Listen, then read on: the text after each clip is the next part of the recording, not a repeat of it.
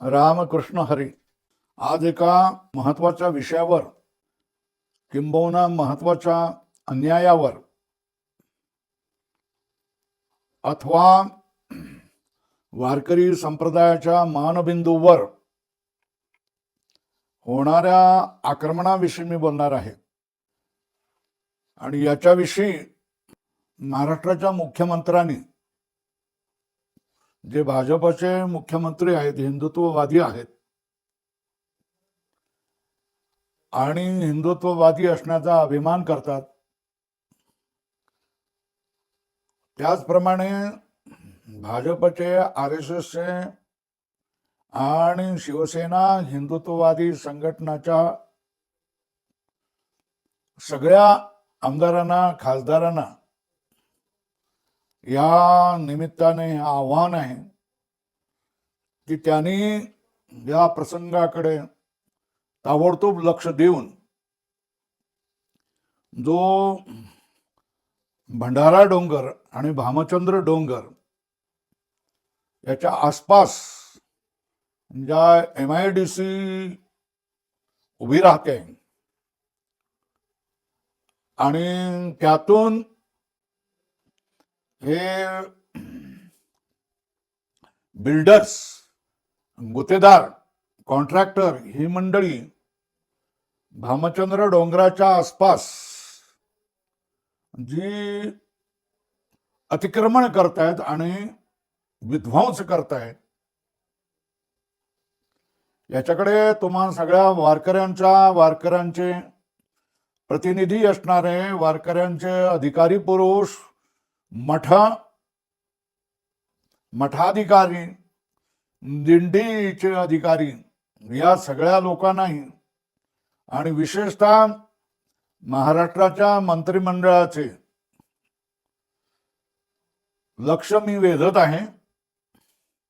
त्याचप्रमाणे विधानसभेचे आणि विधान परिषदेचे अध्यक्ष आणि सभासद यांचंही मी या ठिकाणी लक्ष वेधित आहे. महाराष्ट्रातला वारकरी संप्रदाय हा महाराष्ट्राच्या जडणघडणीत आणि संस्कृतीच्या वाढीमध्ये महत्वाचा बिंदू आहे. आणि या वारकरी संप्रदायांची महाराष्ट्रभर तीर्थक्षेत्र पसरलेली आहेत. आम्हा परमार्थाच्या प्रांतामध्ये असणाऱ्या साधू संतांना विकासाची कोणताही विरोध नाही आहे, पण तो विकास हा नियंत्रित विकास असला पाहिजे. पाशवी विकास आणि अनियंत्रित विकास असता कामा नये, हे आमचं म्हणणं आहे. तुम्ही विकास जो करायचा आहे त्याच्यामधून तीर्थक्षेत्रांना, पवित्र नद्यांना, पवित्र वास्तूंना त्याच्यामुळे त्रास होणार नाही, त्या उद्ध्वस्त होणार नाहीत. आणि वारकरी संप्रदायांचे जे मानबिंदू आहेत त्यांना धक्का लागणार नाहीत, याच्याविषयी सगळ्याच वारकऱ्यांनी आणि महाराष्ट्राच्या हिंदुत्ववादी सरकारने लक्ष द्यायला पाहिजे. आणि देव भामचंद्र आणि भंडारा डोंगराच्या पायथ्याशी जे अंधाधुंद उद्ध्वस्तीकरण चाललेलं आहे, अंधाधुंद जे उत्खनन चाललेलं आहे, अंधाधुंद ज्या छोट्या मोठ्या टेकड्या सपाट करण्याचं काम चालू आहे, त्याच्यामुळे वारकऱ्यांचं पवित्र तीर्थक्षेत्र असणारा जो भामगिरी आणि भंडारा डोंगर आहे आणि असे जे तीर्थक्षेत्र आहेत हे धोक्यात आलेले आहेत. आणि या बिल्डर्स, कॉन्ट्रॅक्टर्स यांची सर्वव्यापक तृष्णा आहे. ही तृष्णा सगळंच काही गिळंकृत करू पाहते. त्याच्यामध्ये देवळं, पवित्र वास्तू,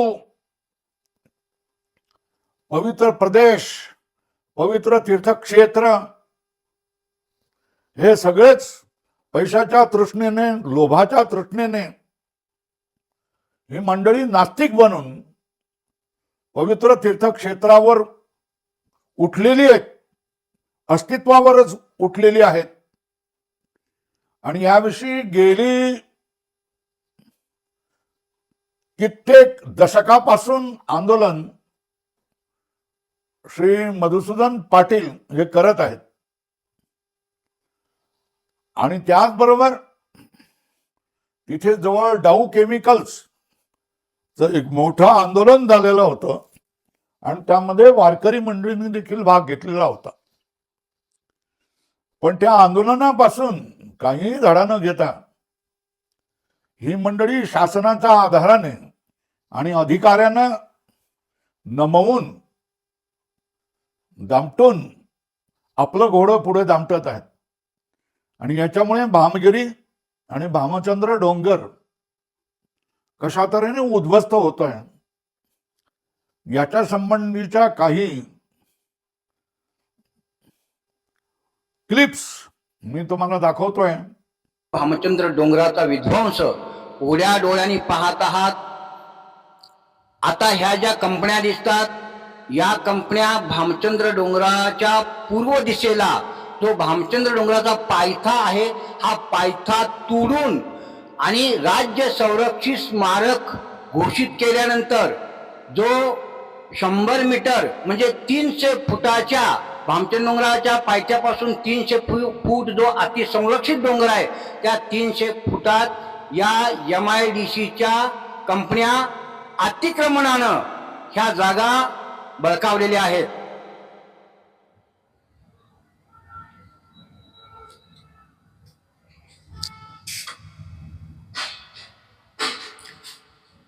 पहा, समोर जो भाग दिसतो तो कडा सुद्धा कोसळायला झालेला आहे आणि हे शासनाचे रिपोर्ट आहेत.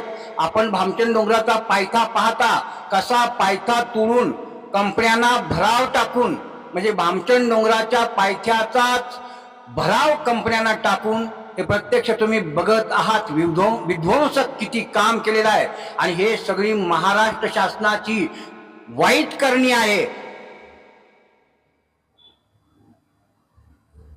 पहा, हे कसे लचके तोडलेले आहेत आणि आपल्याला माहित आहे जर पायथा तोडला तर भविष्यात भामचंद्र डोंगराचा कडा कोसळायला वेळ लागणार नाही. आपण आता भामचंद्र डोंगराच्या पूर्व दिशेपासून उजवीकडे वळण घेऊन आपण भामचंद्र डोंगराच्या उत्तर दिशेला निघालेलो आहोत. पहा, या टेकड्या कशा तोडून कंपन्यांसाठी भराव टाकलेला आहे. आणि जरी भामचंद्र डोंगराचा उत्तर दिशेचा भाग हा जरी खाजगी लोकांच्या जागेत येत असला तरी हा 2011च्या अधिसूचनेनुसार शासनमते संरक्षित झालेला भाग आहे. आणि संरक्षित भाग होऊन सुद्धा महाराष्ट्र शासनानं पूर्णपणे दुर्लक्षित केलेला आहे भामचंद्र डोंगराला. जणू काय त्याला तुकाराम महाराजांची तपोभूमी खंडित करून संपवायचेच आहे. हे आपल्याला प्रत्यक्ष आता चित्रण आपण पाहत आहात. आपण कडेकडेने जात असताना कित्येक ठिकाणी लचके तोडलेले आहेत, हे आपल्याला आता प्रत्यक्ष पाहिजे. हे पहा, ही शासनाची पाणी पुरवठा योजना भामा आसखेड प्रकल्पातून जे पाणी नेलेलं आहे ते जे आळंदीला नेला असेल, हडपसरला नेला असेल किंवा MIDC कंपनीला नेला असेल, हे सुद्धा भामचंद्र डोंगराच्या संरक्षित रेंजमध्ये उत्खनन करता येत नाही. तरी सुद्धा बेकायदेशीर उत्खनन करून भामचंद्र डोंगराच्या तिथून मोठ्या मोठ्या अशा प्रकारे पाईप टाकून हे पाणी नेलेलं आहे. आणि आपण पाहतोय भामचंद्र डोंगराचा हा उत्तर दिशेचा भाग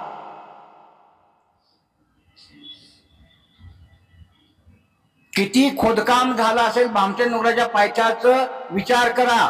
आणि ज्यावेळी खोदकाम होतं एखाद्या डोंगरामध्ये तो भाग ढिसूळ बनतो आणि त्यामुळे वरून जर भरपूर प्रमाणात पाऊस लागत राहिला तर ढासू शकता. हा पहा, प्रत्यक्ष पेट्रोल पंप भामचंद्र डोंगराचा पायथा तोडून बांधला गेलेला आहे. आणि हा शासनाला वेळोवेळी आम्ही पत्र दिलेले आहेत. हा संरक्षित रेंजमध्ये येतो, बेकायदेशीर आहे, यांच्यावरती कारवाई केली पाहिजे. पण शासनानं या बिल्डरांना पाठीशी घालून, या उद्योग व्यावसायिकांना पाठीशी घालून अशा प्रकारे भामचंद डोंगराचा पायथा तुडून हे सगळं जे विध्वंसक काम आहे हे आपल्याला प्रत्यक्ष आपण पाहत आहात.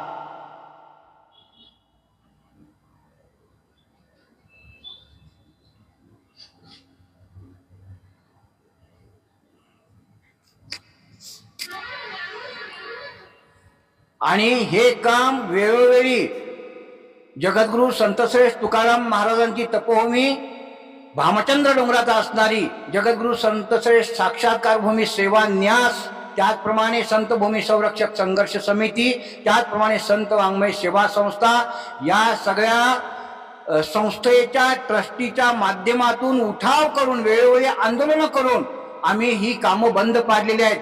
वारकऱ्यांनी आता सजग होणं आवश्यक आहे. असंच जर हे काम चालू राहिलं तर भविष्यात शेकडो वर्ष जी परंपरा चालत आलेली आहे, शेकडो वर्षापासून तुकोबारायांच्या कालखंडापासून ही परंपरा, जर डोंगराचं अस्तित्व संपलं तर ही परंपरा खंडित झाल्याशिवाय राहणार नाही. पहा किती खोदलेला आहे, आपण पाहताय. आपण जर आता जागे नाही झाला तर भविष्यात म्हणजे पुढच्या पिढीला हा डोंगर पाहायला सुद्धा मिळणार नाही, अशी अवस्था या बिल्डरांनी धनिकांनी करून ठेवलेली आहे. हे पाप महाराष्ट्र शासनकृत मी म्हणतो, कारण महाराष्ट्र शासन जर संरक्षित रेंजमध्ये ही होत असलेली प्रत्यक्ष ही खोदकामं उत्खनन बंद पाडत नसेल तर याचं पाप महाराष्ट्र शासनाच्या डोक्यावरती निश्चित आहे आणि त्याला ते भोगावं लावणार आहे.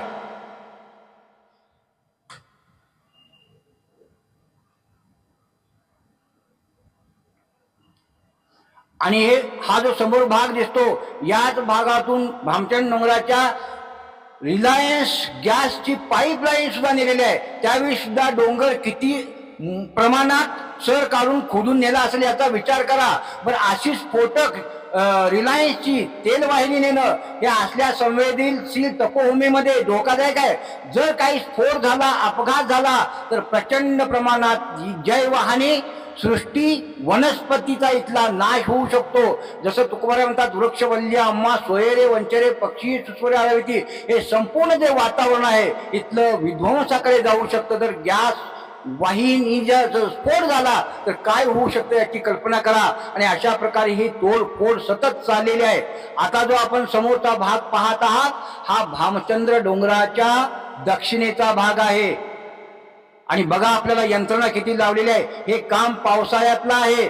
उन्हाळ पावसाळा सतत हे काम अशा प्रकारे चालू ठेवलेलं आहे. आणि यातली बरीच कामं विध्वंसक आम्ही आंदोलन करून सुद्धा आंदोलनाची दखल महाराष्ट्र शासनाने घेतलेली नाही. या क्लिपचा तुम्ही सगळ्या जणांनी विचार करावा आणि भामचंद्र डोंगरावरचं हे अतिक्रमण शासन कशा तऱ्हेने दूर करील आणि शासन भामचंद्र डोंगराला कसं वाचवेल याची आपण सगळ्यांनीच काळजी घेतली पाहिजे.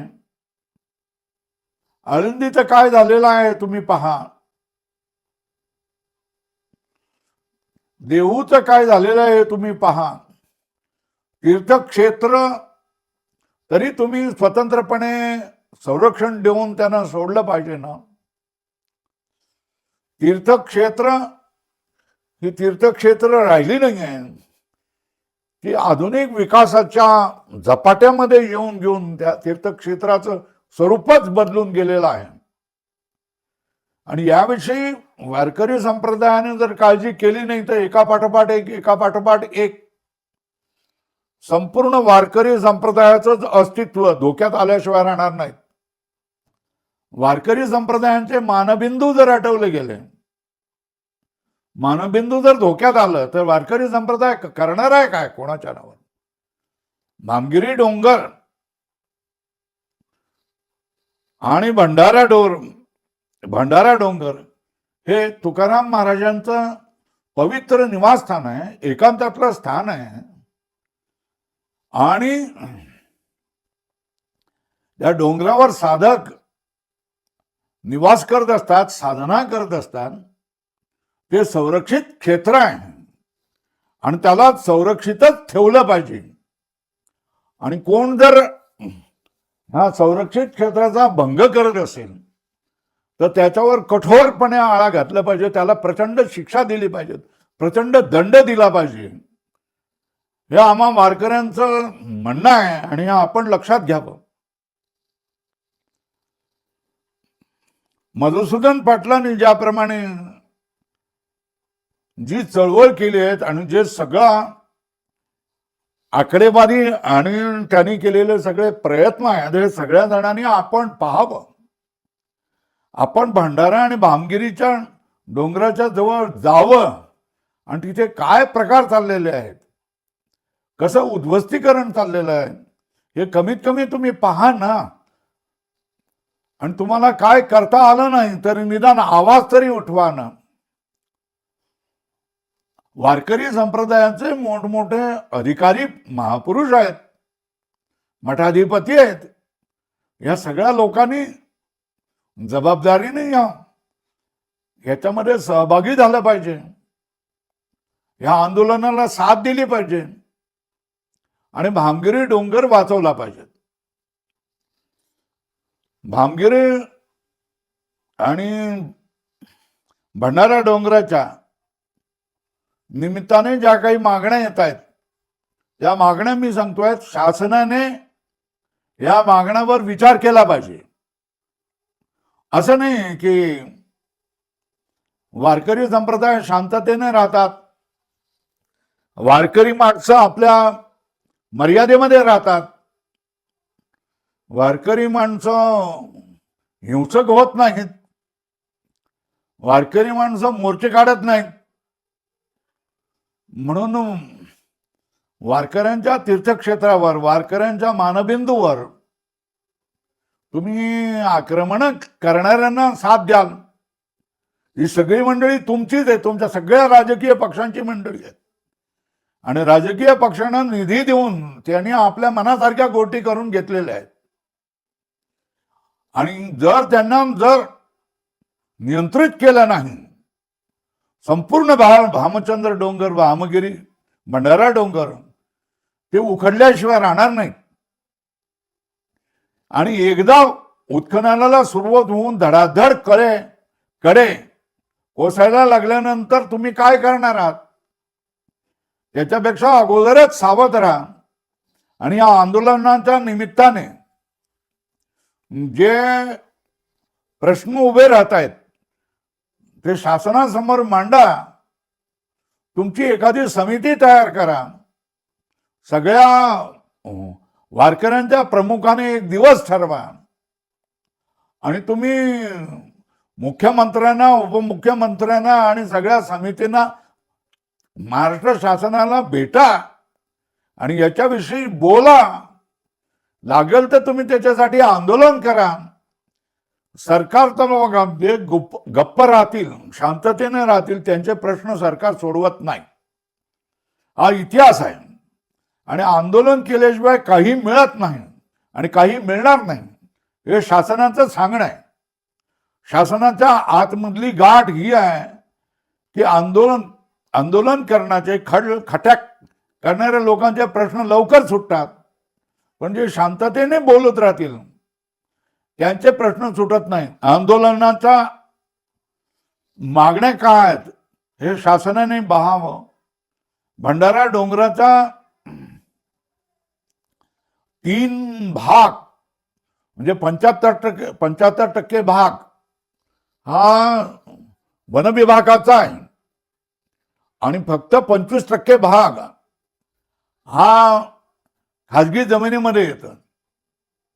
जर समृद्धी महामार्ग साठी तुम्ही कितीतरी जमीन घेऊ शकतात, तर वारकऱ्यांसाठी तुम्ही ह्या जमिनींचं अधिग्रहण करा. ज्या खाजगी जमिनी असतील तर नकाशे आणि हे सगळे बघून जेवढ्या काही खाजगी जमिनी असतील या तुम्ही वन खात्यामध्ये सामील करून द्या आणि वन खातं त्याचं संरक्षण करेल, त्या ठिकाणी वृक्षारोपण करेल आणि संपूर्ण भामगिरी आणि भंडारा डोंगराला खंदक खोदेल किंवा संरक्षक दगडाचं कंपाऊंड करेल किंवा निदान वायाचं तरी कंपाऊंड करेल आणि या डोंगराचं रक्षण होईल. आता जी संरक्षित जागेच्या आतमध्ये जी काही अतिक्रमण होत आहेत त्याविषयी या बिल्डर लोकांना आणि कॉन्ट्रॅक्टर लोकांना तुम्ही मोठा दंड केला पाहिजे आणि त्यांना शासन दिलं पाहिजे की तुम्ही मर्यादेमध्ये राहा आणि तुम्ही तीर्थक्षेत्राचं पावित्र्य राखा. स्वार्थासाठी तुम्ही तीर्थक्षेत्राचं उद्ध्वस्तीकरण करू नका, हे तुम्ही शासनाने खंबीरपणाने सांगितलं पाहिजे. दुसरी मागणी आहे, महाराष्ट्र शासनाने राज्य संरक्षित स्मारक म्हणून सन 2011 ला भंडारा व भामचंद्र डोंगराच्या घोषित अधिसूचना नुसारच महाराष्ट्र शासनाने आदेश काढावा. तिसरी मागणी, सन 2011च्या न्याय अधिसूचनेअंतर्गत संरक्षित असलेल्या क्षेत्रातील सरकारी कुंपणाचे व खाजगी बिल्डर व्यावसायिकांचे झालेले अतिक्रमण हे त्वरित काढले पाहिजे, हटवलं पाहिजे. 3, भंडारा भामचंद्र डोंगराच्या संरक्षित असलेल्या सीमेवर तटबंदीने युक्त भिंत बांधून परत अतिक्रमण होणार नाही यासाठी संरक्षित गार्ड नेमावेत. या सगळ्यापेक्षा सरळ ही 25% असलेली जमीन ज्या ठिकाणी बिल्डर अतिक्रमण करतात ती वन खात्याकडे सोपून द्यावी आणि भंडाऱ्याच्या रक्षणाचा सन्मान शासनाने स्वतःकडे घ्यावा आणि वारकऱ्यांचे आशीर्वाद घ्यावे, म्हणजे त्यांना पुढच्या वेळेला देखील काय अशा तऱ्हेने बहुसंख्येने सरकार मिळू शकेल. पण तुम्ही जर वारकऱ्यांच्या मानबिंदूवर, वारकऱ्यांच्या तीर्थक्षेत्रावर हल्लेखोरांना जर संरक्षण देणार असाल आणि वारकऱ्यांना जर त्याचा विरोध करणाऱ्या वारकऱ्यांनाच जर तुम्ही त्रास देणार असाल तर मात्र काही तुमचं खरं नाही, हे मी स्पष्टपणे सांगून देतोय. रामकृष्ण हरी.